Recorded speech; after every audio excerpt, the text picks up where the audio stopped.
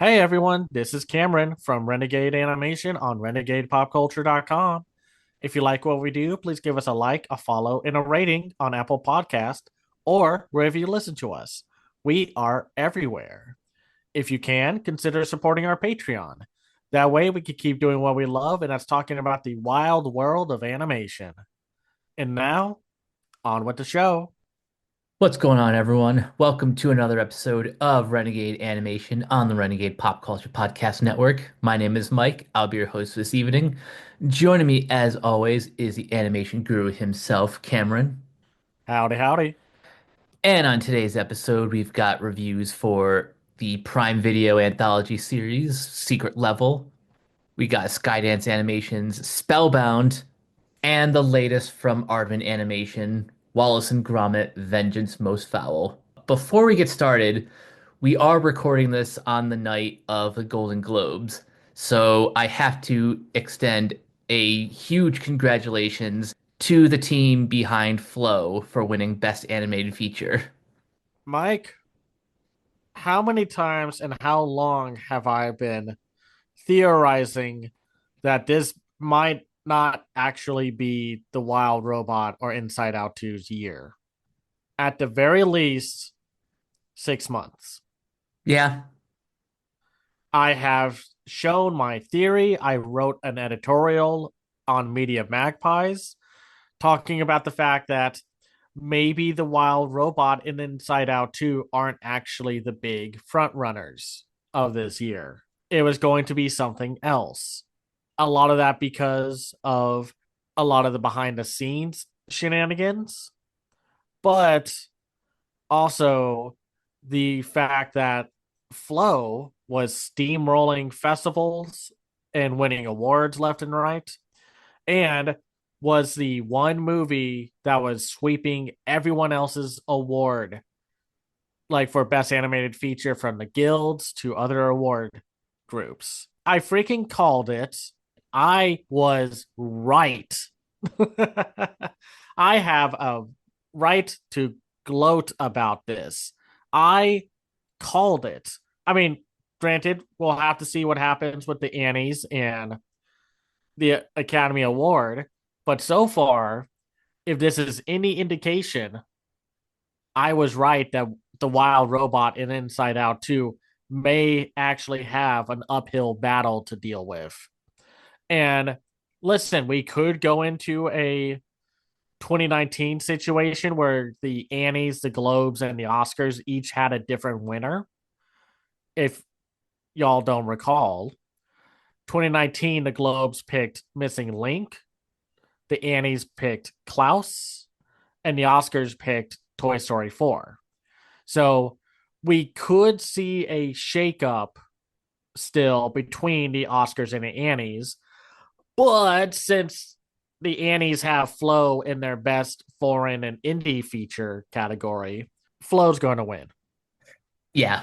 there. And I assume Wild Robot will take the US feature category, unless for some reason they mixed up the ballots and that Christmas wins. I don't know. Again, I don't get that nomination, but anyway. And the Oscars could still suck up to Disney and pick Inside Out 2, but I just don't think that's going to happen. I The truly, reason why I know that's not going to happen is because as far as I know, Inside Out 2 has not won a single critics group or any other precursor award. And if they were going to win, remember, this is also a different Golden Globes than in 2019. Like if Inside Out was going to win, it would have been with the old Golden Globes voting body. I mean, to be frank, the Globes are still going to globe. They're still Oh, going of to have course. their have that weird congrats for being popular award and making box office moolah. And it's just pretty happy with some other award wins like Sebastian Stan winning for A Different Man. I mean, probably the most underseen movie from 2024. Such a shame more people didn't give that film its roses. But this is an animation podcast. So I just, yeah, I called it. Flow has lit a fire under everyone, under audiences, under award voters. And I simply think they don't want to give it to DreamWorks or Disney because of their layoffs and the fact that they mistreated their animators. Again, voters are a part of these industries. They are all probably keeping an ear out or are firmly aware of what these companies do. So why would they want to, by like per se, give it to a studio that laid off its entire in-house animation team, or the studio that laid off a bunch of people before they could get their bonuses that they needed for to live? Exactly. So of course they're going to give it to something else. And I'm not.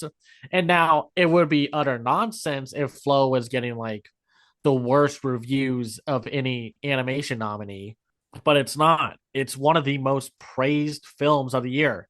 This is what I'm talking about when I say, how do you define an important movie?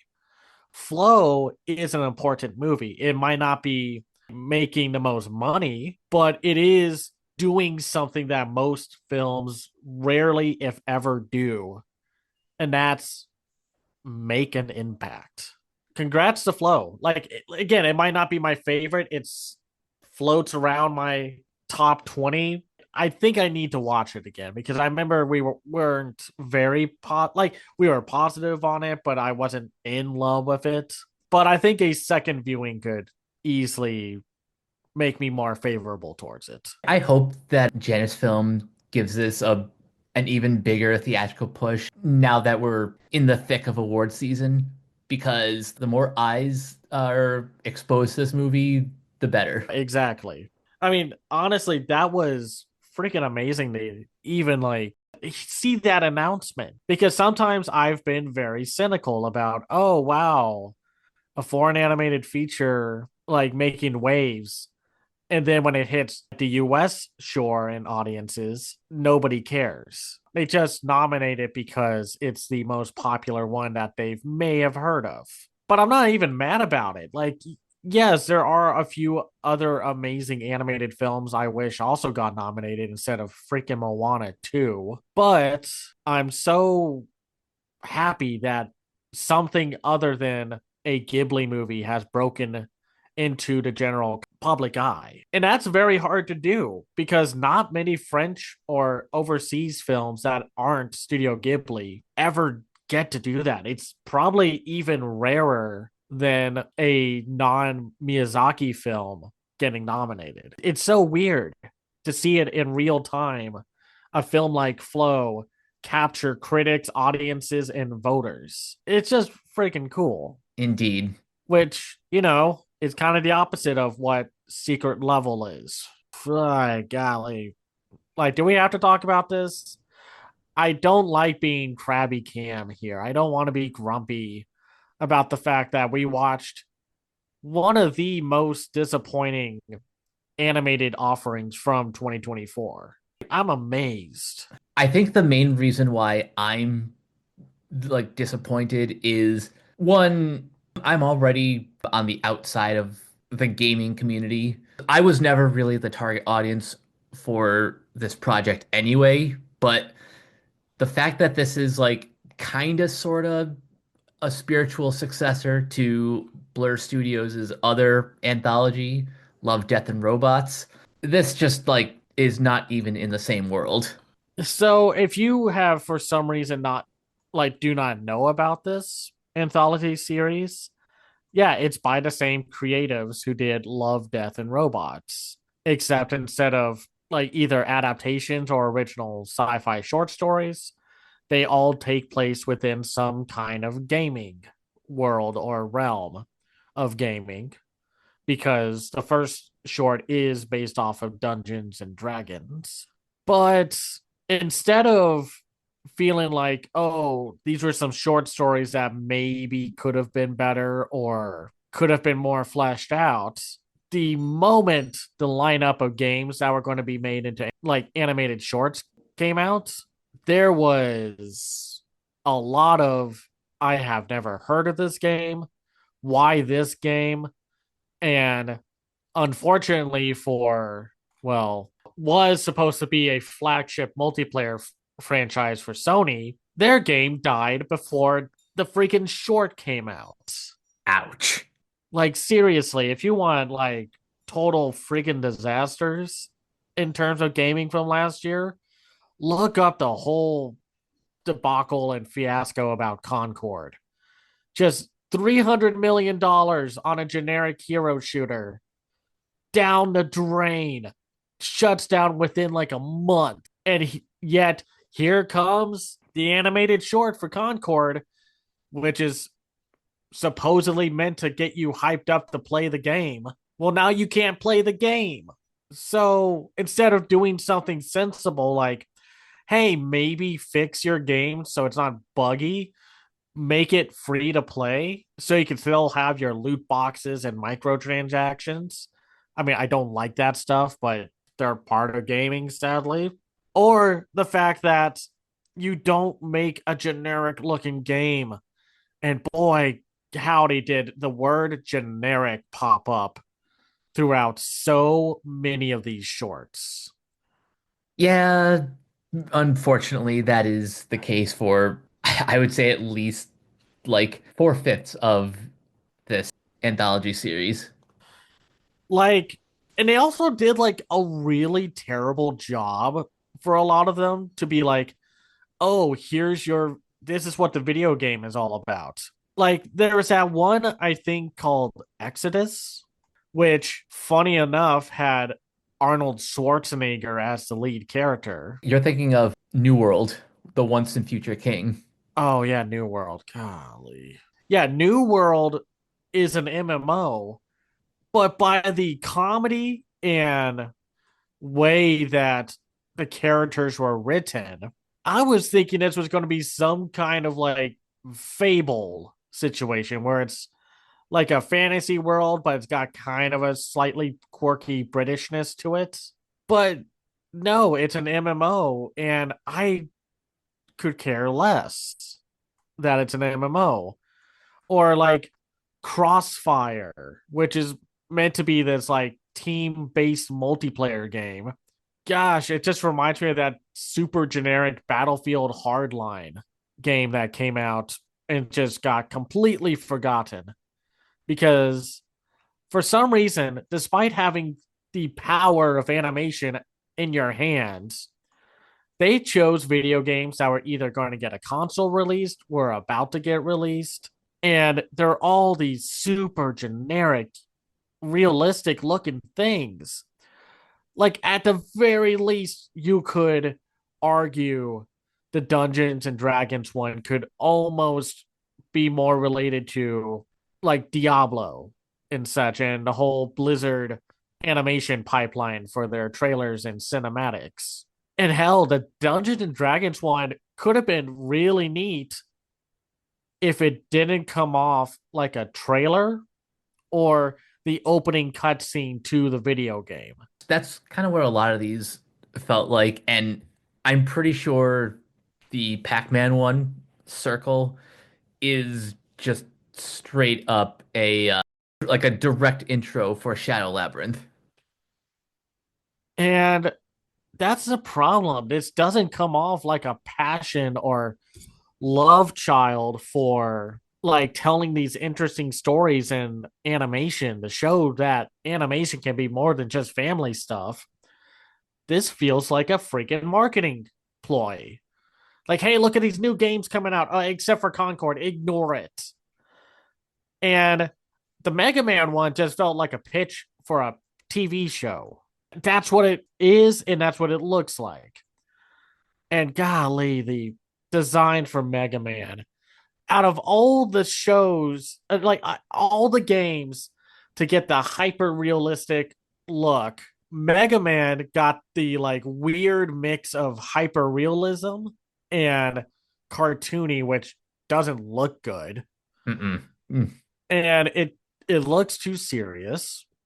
It wasn't like it's like, oh, here he's fighting Bomb Man. It's like, man, if you wanted him to fight a robot master, pick like someone a little more, I guess, memorable, like Cutman or Gutsman or something like that. Like one of the early bosses from Mega Man 1. Bomb Man is just not that memorable. So it's weird. Or it's like the Armored Core one. Like it's so funny that they got Keanu Reeves. Like they spent so much money on some of these shorts to get some of these big names, and they just don't offer anything to the overall project. I genuinely think Arnold Schwarzenegger in the New World short, I love him as an actor, but as a voice actor, no. His character needed to be like more pathetic. And like only a handful of these look anywhere distinct or interesting. Like the Shifu one looks amazing. It's got that cool blue-eyed samurai stylized look to it. And yet it is, I mean, that's a big problem with a lot of these. They're over before they really begin as stories. They don't work. I don't care about the Unreal Tournament, about the robots rising up against the human abusers. I don't care about Crossfire or whatever it's called. I don't care about New Worlds or Honor of Kings. You telling me Honor of Kings was supposed to be an MMO? There's like nothing to it. If this was my first introduction to it and I knew nothing about it, I would have just been bored. I was just like, well, that was neat or whatever. And I was honestly bored a good chunk of this. Because they don't really do a good job of hooking you in. Most of these, in fact, I'm pretty sure all of them, you're not really dropped into like the beginning of the story. You're just kind of dropped randomly in like the middle. Pretty much the only ones to have any semblance of a fully cohesive story is, funny enough, the one that has the most lore, which is Warhammer. And it felt like a true thought out story from beginning to end. And it was the most gripping. And then unfortunately, it just ends. And you're just left with like, well, I wanted more, but not in a, oh, wow, that's amazing. I want to see more. More in like, really? You finally have a cohesive story and this is what we get? It's so disappointing to go through these and trying to remember anything unique. Like the Armored Core one is cool if you like flying robots, but I see flying robots all the time in gaming and in animation. It was just whatever. I don't care. One of the ones that surprised me the most with how bland it was the one for the Outer Worlds. Like that whole game is all about the terrors of capitalism in space. And it might have the more like one of the more genuine, like heartfelt stories because it's just about these two friends who want to make it big and then unfortunately they do not.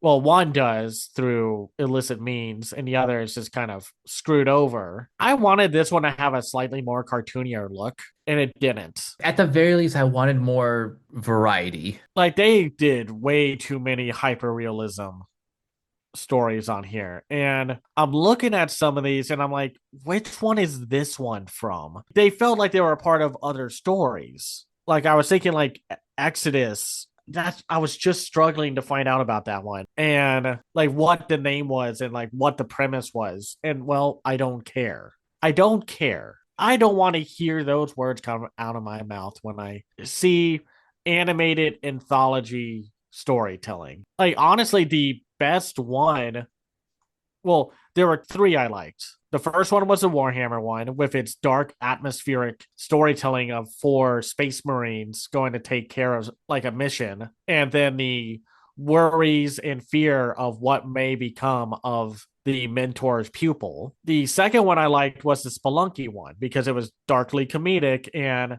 a decent story about no matter how many times you're put down, you get back up and try again. Yeah, I like that one too. It also had probably the best visuals of the overall or season. Just really cool cartoony look and It's just great. It has a fully cohesive story, and it also gives Ariana Greenblatt a like means of, well, I'm sorry about Borderlands, so hope this makes up for it. I kind of like the Concord one, even though it did just honestly reinforce how generic it was. And that's a shame because you know who the director was for this one, right? Patrick Osborne. Yeah, Mr. I Kung Fu Panda and The Little Prince. I don't know, man. It's like all this talent, and oh god, I forgot about the last one. The most corporate feeling. If you were like, oh, I don't know, I think you're being overreactive to the whole marketing ploy of this anthology series. The last short is just a big old freaking PlayStation ad. There's no ifs, ands, or but about it.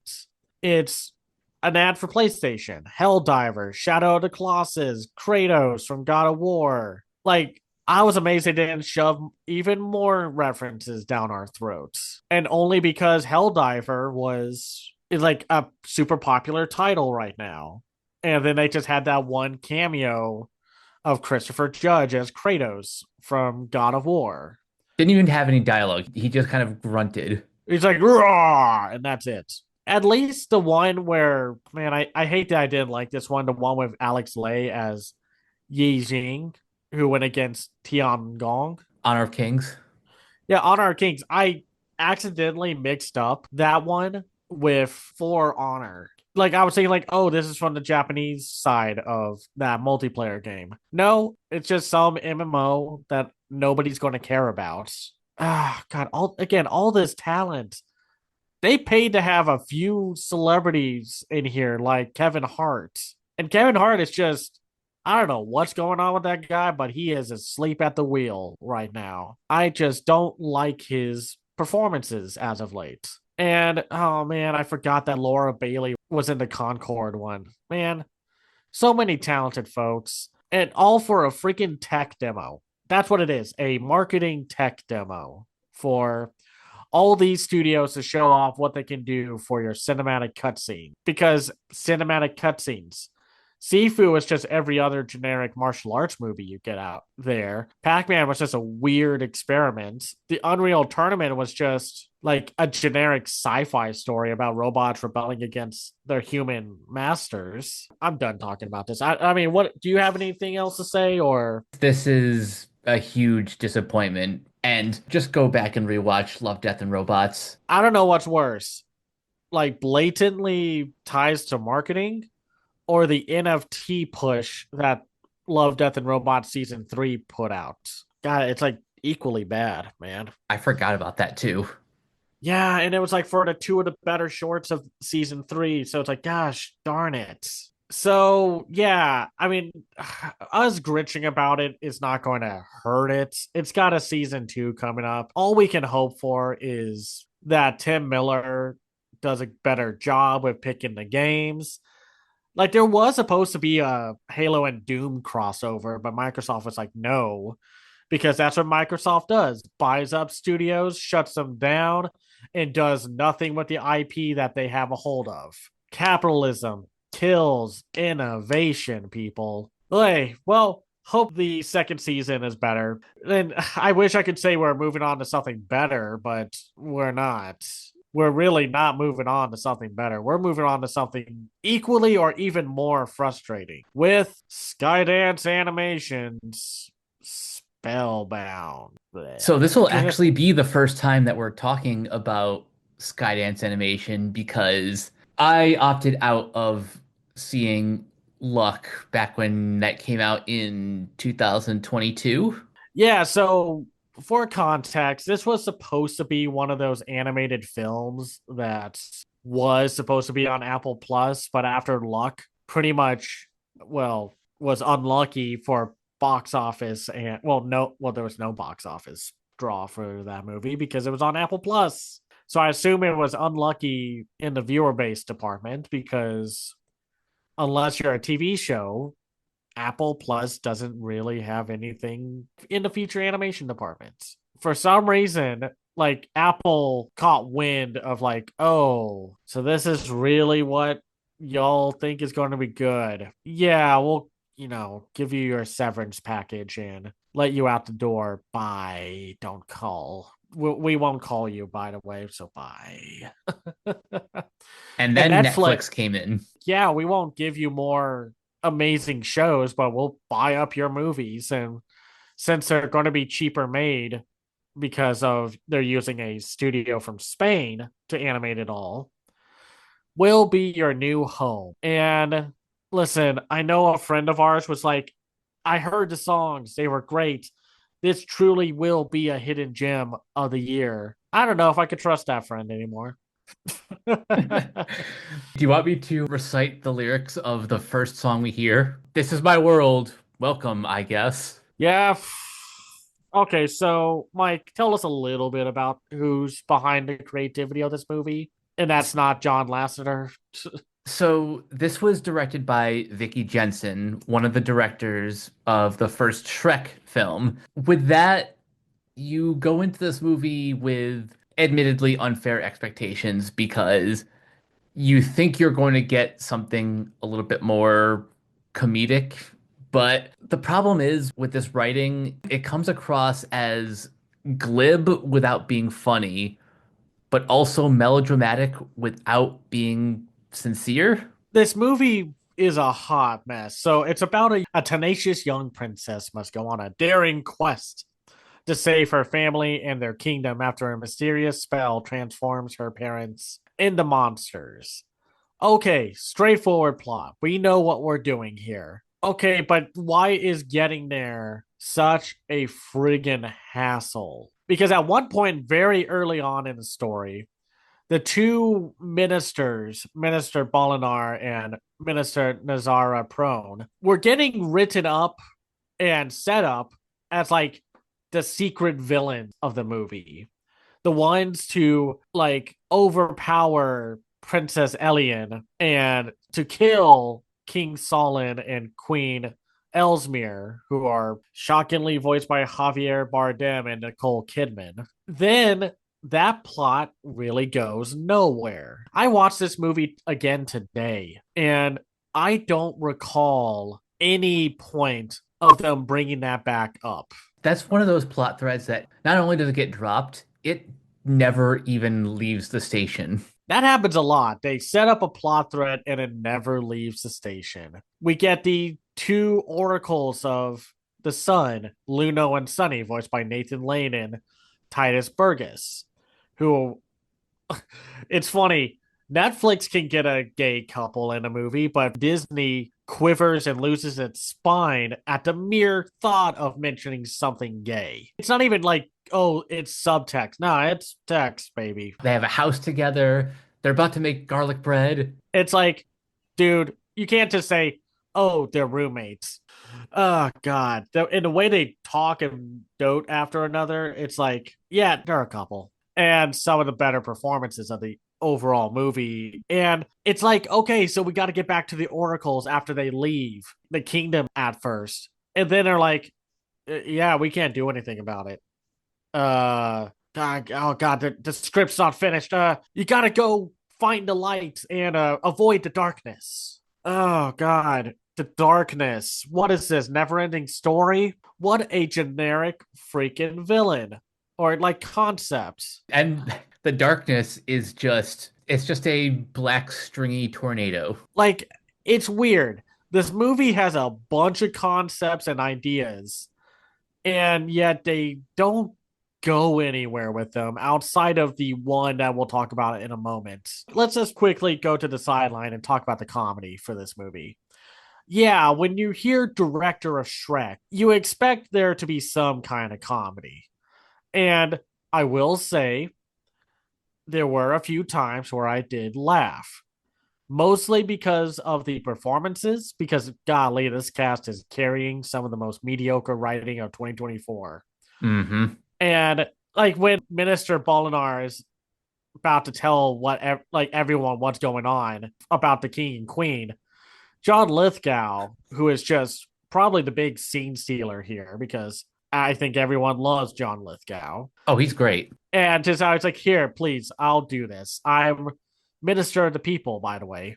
Opens the door, colonoscopies, and then just closes the door on him. That's funny. That was actually probably the best joke that the movie had going for it, even though it is like a fantasy world and what the hell are colonoscopies? But still, look, their last film was not good. It was bland, boring, lacked any of that spark and mustard that's a supposed quote unquote genius, as disgraced former animator John Lasseter would have. And here, there are moments where you can get a chuckle, mostly from Luno and Sonny, and sometimes from John Lithgow. But there's not much more comedy there. And then they do things like the whole Shrek thing of there's a lift ride thing with these giant frogs, which, okay, fine, cool. But then there's like a little one of those odor things that you put up in your car that are Oh, shaped like a tree. yep. And then it's just like, I'm going to give you 5 stars. And it's like 5 little magic stars. It's like, okay, that's a decent way to translate a lift like thing into fantasy, but it's more distracting here because at the very least, Shrek, when it did the whole modern pop culture riffing, They committed. they committed. This one doesn't. It has a few moments where it has like pop culturally or more like modern references, but it's not much, which is just kind of funny because I would have thought Lasseter, in his chase to try to say he still has the juice when he doesn't, would put in more. But for a magical movie, it's lacking that magic again. So maybe it's just time to admit, and for all those people in denial that John Lasseter was never quite the god that he was, it's maybe time to just say, hey, Lasseter, we've done 2 for 2 now, and they're both movies have sucked. We're going to fire you. Because what comes after this is just very generic fantasy whimsy. And oh, wait, there's musical numbers in this. Mike, talk about this for a moment. The music was written by Alan Menken and Glenn Slater, the same team who Menken you obviously know because he's been involved in all of, or at least most of, the Disney Renaissance, Aladdin, The Little Mermaid, Beauty and the Beast. Glenn Slater was the lyricist for Tangled and The Little Mermaid on Broadway. It is so disappointing to hear such, by his standards, mediocre lyrics literally right in the opening number.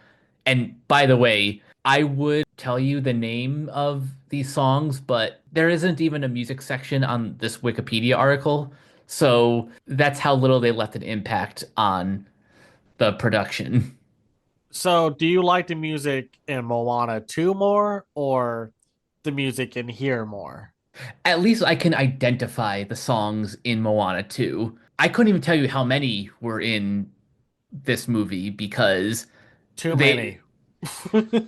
they literally were just in one ear out the other. They shoved in a song at the very least what felt like every 10 minutes. There would be a new song sequence. And you could kind of hear the Disney ish side of it, but there's just simply no life or zhuzh, something to grab a hold of for this movie's music. It's so bog standard and boring, and there are way too many songs for its own good for characters who are not really all that interesting. Like the oracles are, I think, probably the most memorable part of the movie outside of maybe Minister Bolinar. But how much is that it's Titus Burgess, Nathan Lane, and John Lithgow, and the fact, like, more than, oh, these are really fun, entertaining characters. Yeah, no, it's the cast that's doing the heavy lifting on all of this. And even Rachel Zegler, golly, she is being such a good sport about being like involved in projects that are either completely dead on arrival or just general disappointments. But I'm sorry, Princess Alien has no real personality. It's funny with how much people like slam on Disney for their quirky princesses, but listen, I'm not saying there's no substance to that argument because there is, especially with Wish. But at the very least, you remember those princesses. They had more to them and weren't just kind of quirky. Princess Alien is the thing that people should be using as the new example of the worst of the quirky princess trope. She's not even all that quirky. Kind of a generic teenager. Very generic. And man, I mean, like, I'm sorry that she's been getting thrown through the social media ringer because she's not only going to be in that live action Snow White remake, which just looks terrible, but she was also like told to like, please don't be mad and make it insult Trump. Please don't do that because we're going to blacklist you if you do, because all these companies are sucking up to the rancid Cheeto that he is. Oy. And she had to, like, a lot of people would say like, oh, she apologized, and it's like, uh-huh, I'm sure someone from PR said you better apologize. I mean, like, it's so odd. So much of this is generic forgettable fantasy until you realize about halfway through why the parents are literal and metaphorical monsters. Because boy howdy, I don't think anyone was ready for this to be a movie about divorce. No joke. As I was watching and I got to that reveal, I literally messaged Cameron, is this a movie about divorce? Because I either forgot or just never knew that before Apple and John Lasseter signed on to, to head up Skydance Animation, this project was like announced way back in 2017 and it was actually called Split. The idea that this was going to be some sort of fantasy movie about a divorce, it's been in the works for a while, but still to actually see it is admittedly a first. I don't think I've seen this concept brought to fantasy before. Well, I just don't think you see it a lot in animation because it can be such a traumatic subject for some. And even though in reality, divorce is actually not that bad of a thing because it happens. Yeah. But I'm not going to go into detail, like into too much discussion about that because this film kind of flip flops on its outcome of what it wants to do. Because instead of having any direct villain, we have the darkness. And after King Solon and Queen Elsmere are reigniting their relationship and family like dynamics with Princess Elian, they were turned into monsters because of their arguing, because of how they had hateful words that could do damage and such. And instead of like it's weird how it the execution floored me with how bad it was or how they didn't want to commit to one ending or another. This movie just kind of ends with a generic happy ending. Well, it's such a Even, weird happy ending too because so let's just kind of run through what happens in the ending. So they finally reach the light to where the parents can be turned back into humans and they realize that they were turned into monsters because they became metaphorical monsters to one another because of their constant arguing and fighting. While Princess Elian was blissfully like, nothing's wrong, nothing's wrong, nothing's wrong, in utter denial. And then the moment the parents are like, we got to talk about this before we do this, Princess Elian becomes the villain because she gets sucked up by the darkness. And by that point, it's like, oh, this is way too late to throw in a villain twist like this. Not that it comes out of nowhere, they build it up a few different times, but it never feels earned or satisfying of a twist. yeah, the execution of this is where the problems really lie. Like, honestly, Skydance's two current projects are very much having the same issue that current Disney's having, where they're suffering from an identity crisis. This could have been such an interesting movie to show to kids who are dealing with a divorce, like from their families and such. And yet, when we finally get to the point where, oh, the light cures the king, the queen, and the princess of the darkness or the monster forms and such, it ends with Elliot talking to the audience, where it's just like, wait a minute, you knew we were there the whole time? And then it's like, oh, by the way, King Solon and Queen Ellesmere, oh, they're still together, but they have their own separate towers. And it's like, so this whole thing about the messy, complicated nature of divorce is handled in such a way because it's like, oh, they're still technically together because, you know, being together when you don't love each other is such a healthy option. And I'm being sarcastic there, by the way. It's like, what was this movie wanting to be? Or what did it want to do? It almost feels like there was something there, and then through his untalented hands, Lasseter just screwed everything over again, as usual. And they do things like Minister Bolinar has an arc of he is trying to be the villain and like lead the general of the guards to get the monsters and the princess. And then he's like, wait a minute, I'm going to be a good guy. It's unearned. Yeah, no. A lot of it's just like it's not handled well. It reminds me of the terrible ending to that terrible Farley Brothers movie, Dear Santa, where spoilers, the kid's main drama was the fact that his brother died. And the movie, in what is supposed to be like a whimsical happy ending, brings the kid back to life. It is a beyond horrifying way to end your supposed Christmas movie.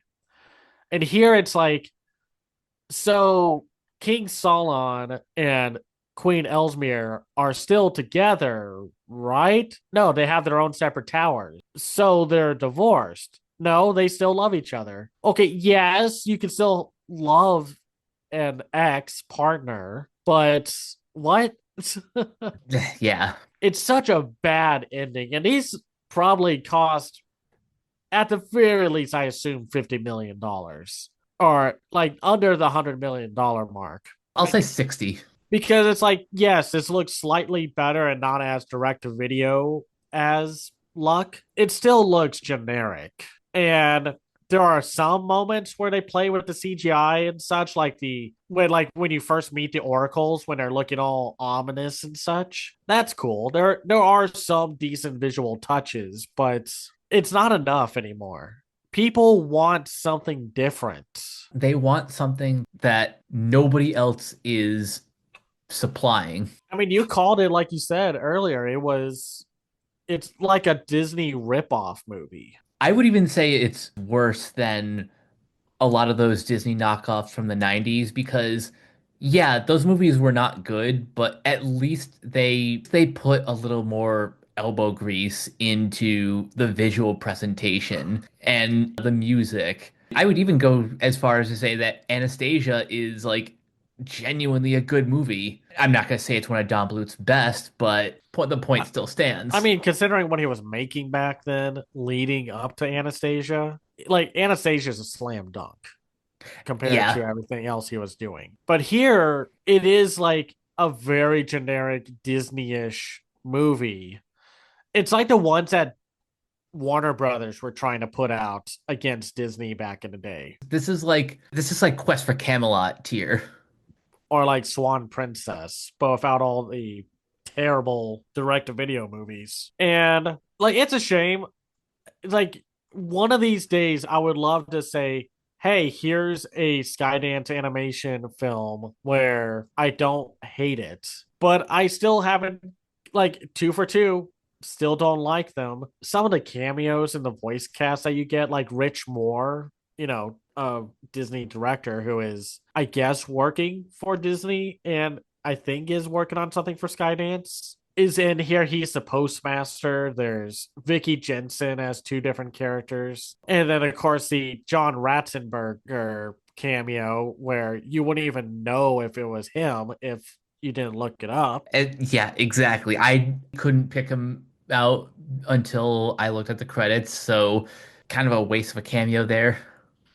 I mean, I don't care for him anyway. He's burned through his goodwill by staying with Lasseter. And I'm sorry, One Law was a terrible series. And that's really the overall issue with Skydance.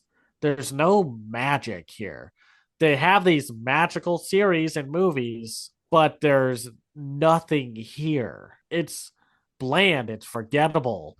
You're not going to remember anything about this movie the moment we stop talking about it. But here's a question. Since Disney and once again John Lasseter has pretty much dropped the ball this year with their big feature film, what would you say is worse? Moana 2 or Spellbound? Even knowing everything that went on with both movies, which one would you say is worse? Spellbound, because yes, I am. We talked about all the problems with Moana 2, how it was rushed into production, transitioning from a TV show to a feature film, blah, blah, blah. We've been through all that before. I still think Spellbound is a worse movie. Yeah, because at least Disney's animation is still going to be better than its competitors. And at the very least, I can say I know a few of the songs from Moana 2, even if I don't remember anything else about Moana 2. Spellbound is just a waste of time. I mean, both movies are a waste of time. You could be watching movies that are way better than Spellbound and Moana 2. I mean, I think that's what happened. Some people watched it, but I don't think it was a huge hit on Netflix. So we'll have to see what happens there because again, you can watch so much better. And it's not like there's not a bunch of things that you can't watch right now. Like the amazing, masterful return of Wallace and Gromit with Wallace and Gromit, Vengeance Most Fowl. I am so happy that I finally got to see this movie after hearing pretty much all of my critic friends raving about this, not only after its premiere at the American Institute, AFI Fest, but basically just throughout all the various early screenings. I've been hearing just nothing but praise. I got a screener. And that's the pro and con when you get a screener. You get to see it early, but then you can't talk about it with anyone because nobody else has seen it yet. And for some reason, Netflix put Wallace and Gromit Vengeance Most Foul into January instead of like December. This would have been a great. I bet the reason why is because they wanted to show it to the UK audience first. So it premiered on BBC on Christmas Day in the UK, and then we just got it like a little bit later. Yeah, exactly. I mean, that's what was going to happen with this. And it's so funny how Aardman has a huge history of making some of the most timeless and charming movies.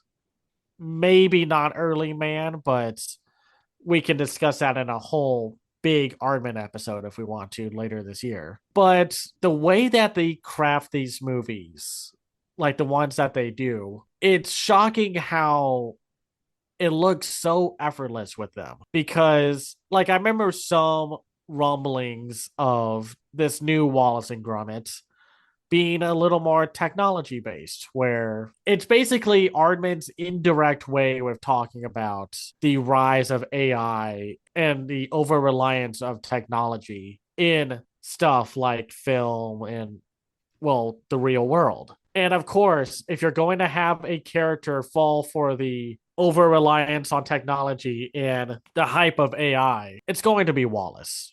Like, as good of a boy that he can be, Wallace would be an AI bro. It just makes the most sense for his character. He's an inventor, but he's not always the most. He could be kind of aloof at times. Well, he doesn't see the downsides to his inventions, even though a lot of his inventions have put him and Gromit in harm's way. So Gromit's concern that Wallace is becoming too dependent on his inventions prove justified when Wallace invents a smart gnome that seems to develop a mind of its own. When it emerges that a vengeful figure from the past might be masterminding things, it falls to Gromit to battle sinister forces and save his master, or Wallace may never be able to invent again. And the indirect way for Aardman to tackle a modern topic is so brilliant because I remember seeing Nick Park at Animation as Film last year, and his whole thing was with like anything that they make. Funny is funny. They're not going to chase a trend unless they can make it their own way. And why not do it in a way that only Wallace and Gromit could make happen? With Exactly. with them coming up with a smart gnome, something perfectly reasonable that Wallace would get into because he was trying to help Gromit with his gardening. Well, it doesn't quite work out because, again, the whole moral of this movie is there are some things that technology and AI cannot reproduce.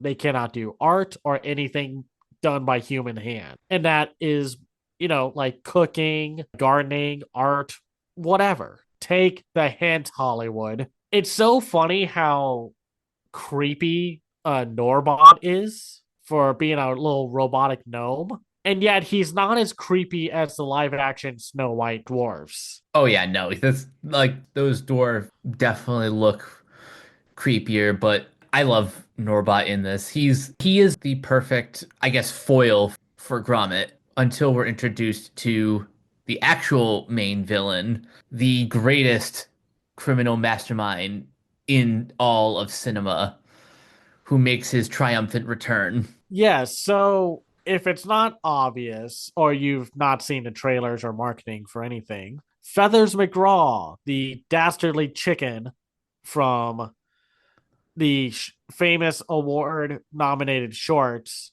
The Wrong Trousers, is back. And he's just as dastardly as ever, as sinister as possible, with years of hatred and revenge aimed at our dynamic duo. Don't know why they keep him in a penguin pen, though. He's obviously a chicken. Yeah, obviously. Oh gosh, that one scene where Wallace just does not get it until the glove is taken off the head is so funny. It's in character, and the fact that Feathers McGraw does no talking again. They could have easily gotten a note from Netflix and said, "Hey, make Feathers McGraw talk." And it's like, "No. Absolutely not. Feathers McGraw is one of the most sinister villains because he doesn't talk. But even then, with his dead eyes, you know what he's thinking about.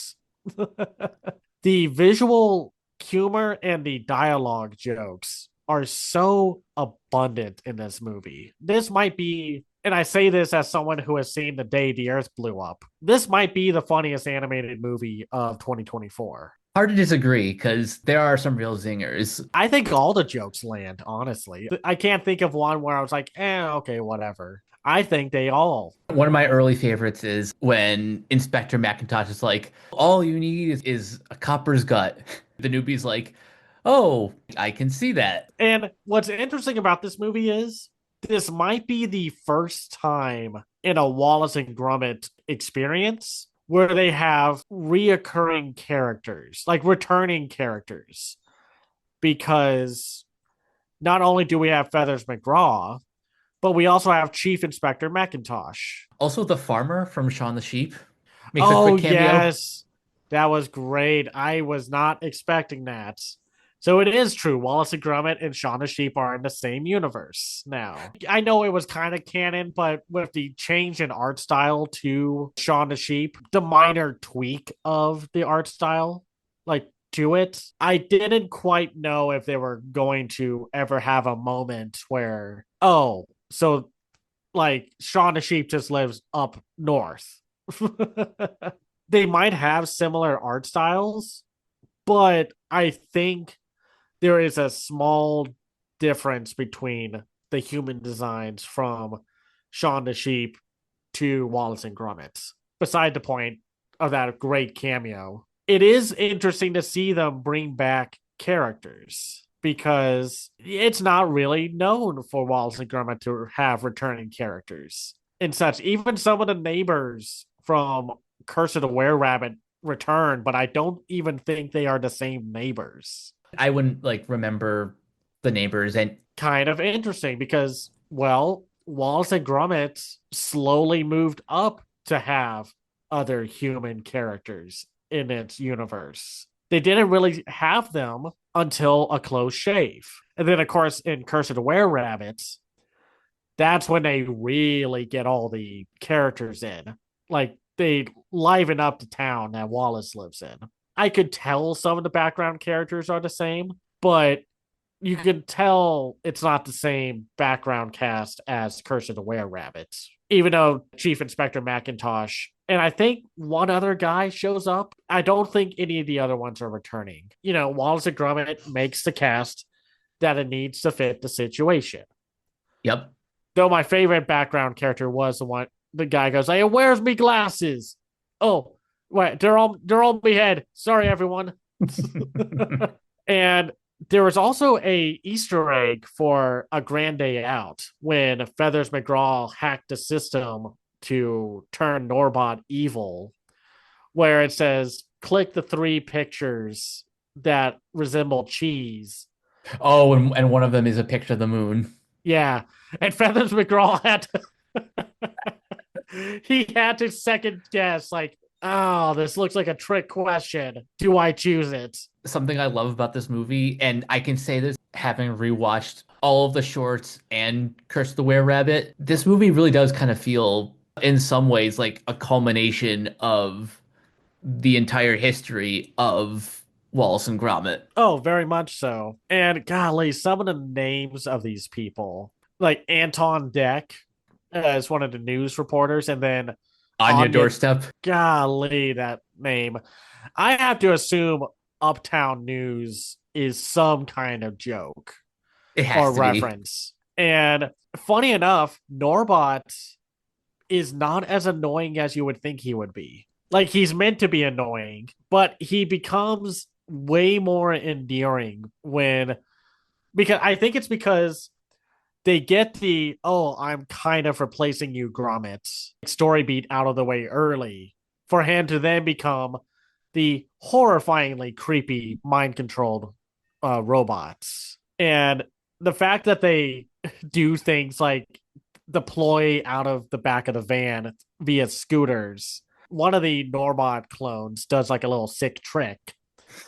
And then they even have their own like hi ho theme song of them working and such. They made sure Norbot did not overstay his welcome or lost any of that Aardman appeal to whatever they put into their characters. They handled Norbot really well. I also love how the way that Feathers hacked his UI is the settings range from good. There's also one like dull, nasty, Yeah, boorish. but And it's so funny how, like, Wallace, why did you put all those options in?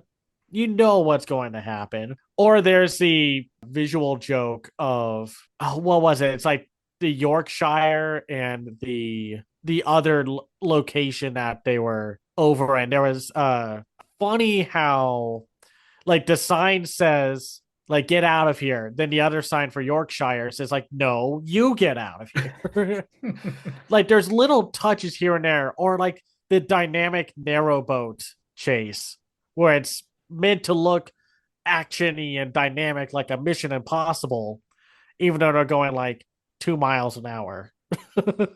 They fit in so many jokes and it never becomes distracting like in any way. It's not like sometimes where you can watch something and it's like, oh, they threw in a joke because. this is literally just like we're throwing in all these jokes because they're funny and we just have too many. We just have to just put them in and they're going to land. I think it's mostly because they pick and choose like where they place the jokes.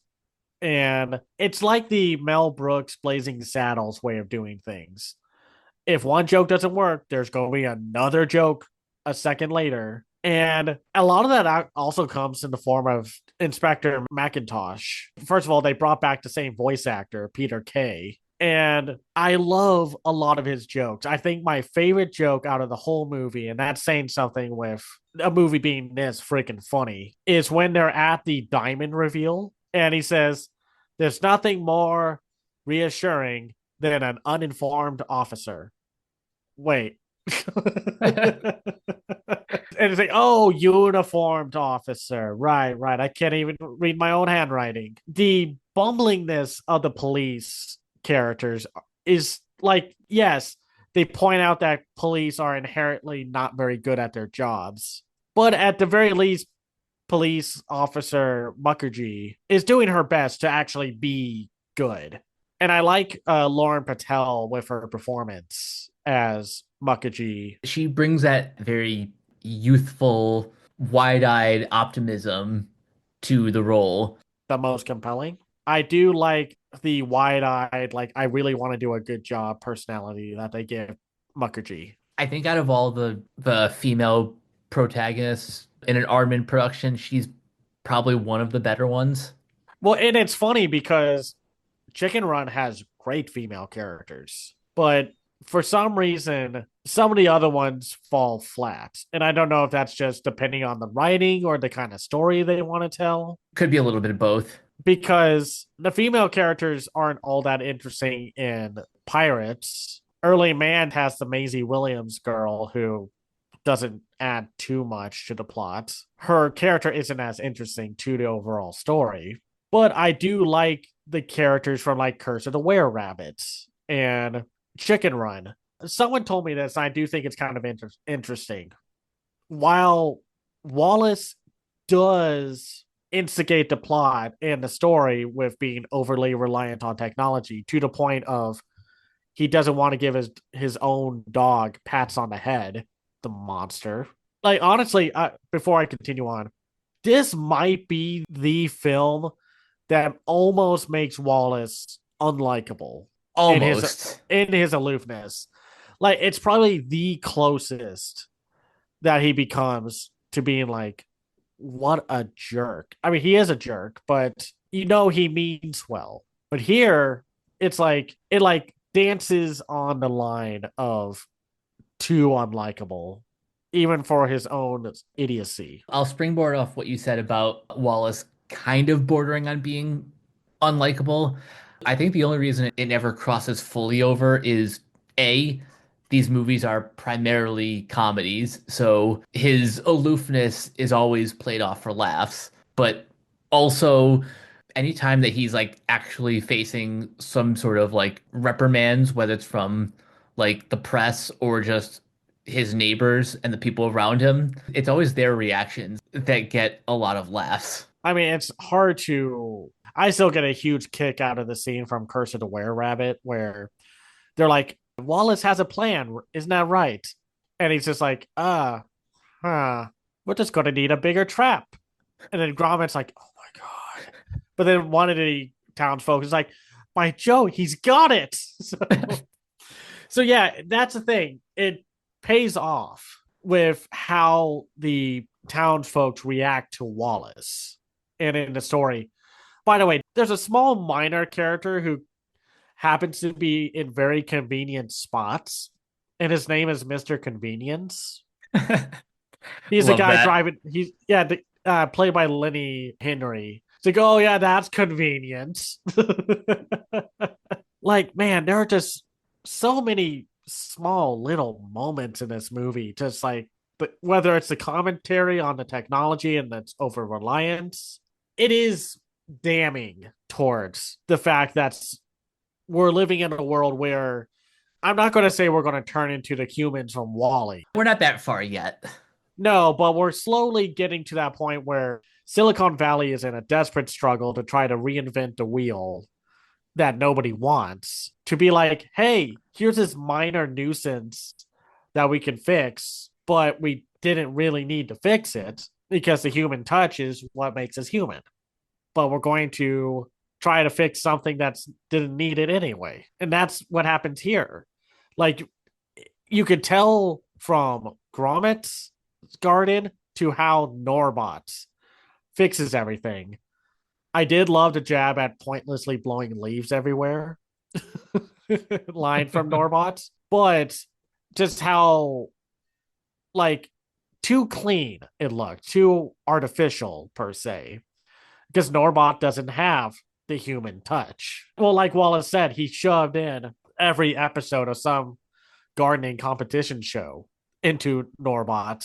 I'm so happy he's not the most annoying thing ever. I love the moment where Norbot falls into the lion trap like cage, and he sees the lion coming up to him, and then of course being Norbot, he's just like, I'm going to pull up my shears and I'm going to do what I can, blissfully unaware of the absolute danger I'm in.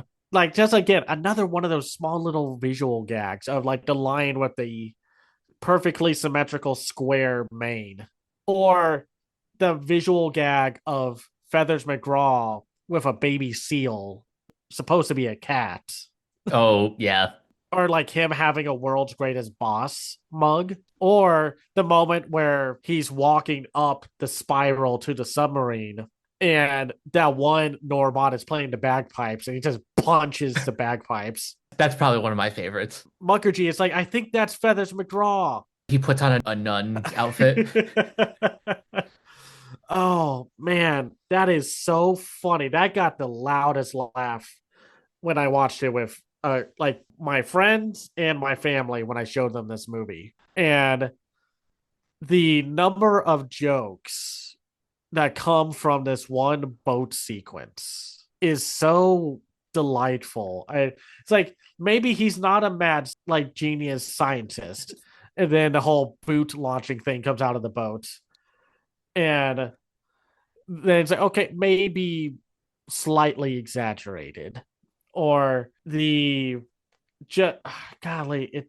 I could go on and on about this movie and just all the little charming details that it has throughout its runtime. And it's not even like a longer movie then. I think it's actually shorter. It's only 79 minutes, which I was even kind of surprised. Like you'd think because it was Netflix or just because I think it would be at least like 85 minutes or something, but it doesn't really matter because they pack so much into this movie, but the pacing is always on point. The jokes are just a mile a minute. I just think this movie is just delightful. Like I said, Aardman crafts these movies in a way that it's so effortless looking, even though these movies take years to make because of the whole stop motion aspect of it all. And yet they're always funny, they're always creative, they're always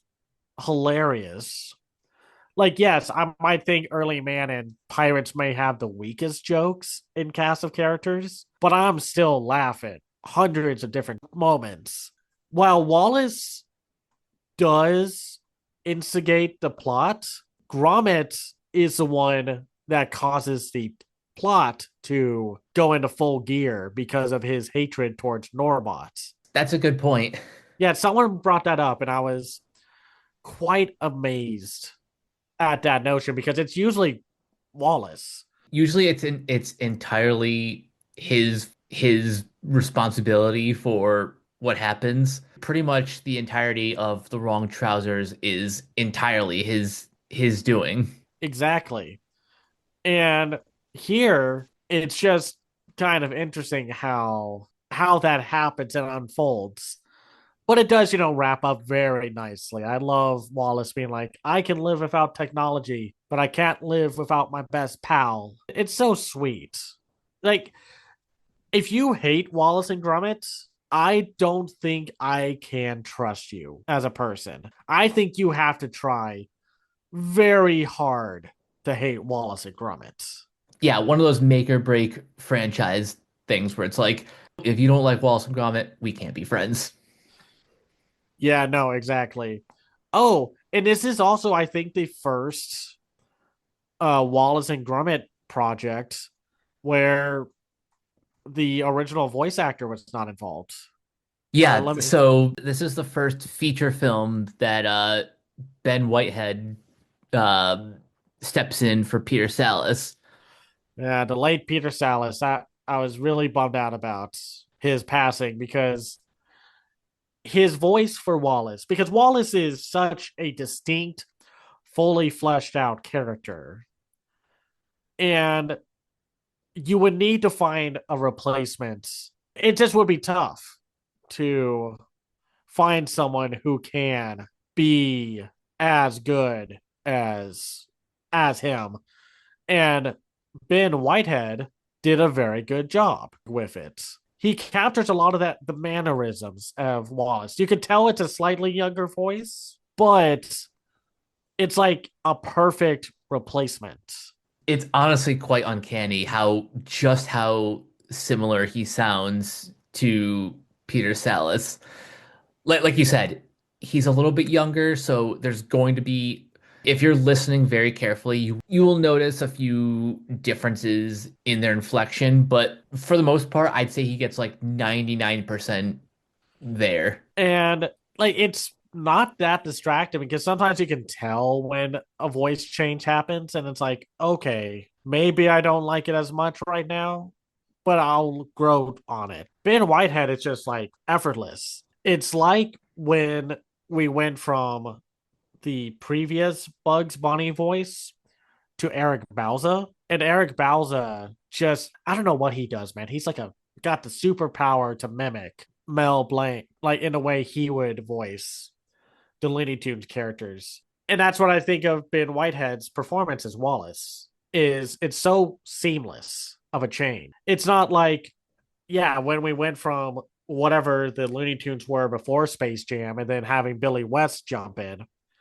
and then going back to the actor after him, then to Eric Bauza. It's like, okay, we got the ball rolling. So, and like the voice cast is just good overall. Reese Shearsmith finds the perfect balance of Norbot being quirky and annoying, but not like I want to chuck Norbot out a window annoying. He found that nice happy medium. And I'm trying to see like, and this is like one of the few voice performances he's done for Aardman. There are a few like returnees and alumni, like Lenny Henry as Mr. Convenience. He was in the Pirates Band of Misfits movie as Pegleg Hastings. And there were a few others, I think. Well, like I said, Peter Kaye returns. I think, yeah, no. So, I mean, it was just interesting. That's all. And yeah, I just, without this being just like a full on recap of a movie that's not that long, it's just good. It is so good. And it's a shame that it came out the same year as Flow because Flow is just going to sweep all the awards. Where now that I've seen Vengeance Most Foul a couple times now, I wish it was also winning just as many awards. It's won, like, from what I can tell, for Vengeance Most Foul, it's been nominated like multiple times. It was the runner up to the St. Louis Film Critics Association Award for Best Animated Feature, but its only win so far is the Capri Hollywood International Film Festival for Best Animated Feature. So maybe at the Annies, since it's not having to directly compete With Flo. Flow, yeah, and it could possibly win over the Wild Robots. I could see that happening because some like the reason why I think this always had a shot of being nominated for the Academy Awards is because the Academy loves Aardman animation. But for it winning, that's a whole other game. Winning is always an uphill battle, but just being nominated, that was all but guaranteed. I mean, imagine that. Vengeance Most Foul coming in last second. It's a plan that Feathers McGraw would come up with.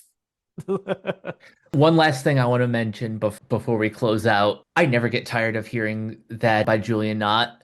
Oh, it's so good. It's such a timeless theme. It's one of the most iconic themes for any piece of film or like the moment you hear it, you know who it is. You know that da da da da da da da da. It is delightful. I mean, the music's great all around, and it kudos to Lauren Baffle and Julian Knott's work on the music for this one. It's a good soundtrack. It's more the same with Wallace and Gromit, which listen, I saw one comment saying, yeah, it's just more less the same stuff you get with Wallace and Gromit. And it's like, that's fine. Yeah, Not every I'm not good with yeah, that. not every franchise needs to up the ante. The appeal of Wallace and Gromit is because it's so small scale and charming. If they had to do like a save the world plot, it would be entirely out of character for Wallace and Gromit. Like, I don't want to see that. I don't want to see Wallace and Gromit save the world. I want to see like Wallace and Gromit, I don't know, deal with a pie thief or something like that. Yeah, the strength of the Wallace and Gromit movies is the stakes can be small, but you get something like the train sequence in Wrong Trousers, and small sequences like that can feel 10 times bigger if they're just executed well. Exactly. So I don't. It's like the one time, like Disney and Pixar can't be complacent. They have to keep improving and innovating. Whereas Wallace and Gromit got it done so right the first time. They've been the same duo and the same charming experiences from day one that they've never needed to change. And I hope they never do. I hope they can make more of these movies. I cannot wait for the next Aardman projects. I'm always going to be supporting that. Like, I'm going to be ready to support them at any point in time. And I did love how they said in an interview for the future, like, it's certainly not the end. I think there's plenty of bounce still in there. Bungie will carry on. There's always ideas worth kicking about. And the co-director, Merlin Crossingham, said, give us a minute, though. They take a while to make. That's true. Oh, never lose your charm, Aardman. I love y'all, man. Just I you can tell how excited we are to talk about Aardman over everything else this episode. And I think that's telling of we don't want just a half-baked product anymore. We want to see y'all, hit it out of the park. Exactly. Until next time, then, we will be talking about Her Blue Sky and the bombastic finale of Creature Commandos Season 1.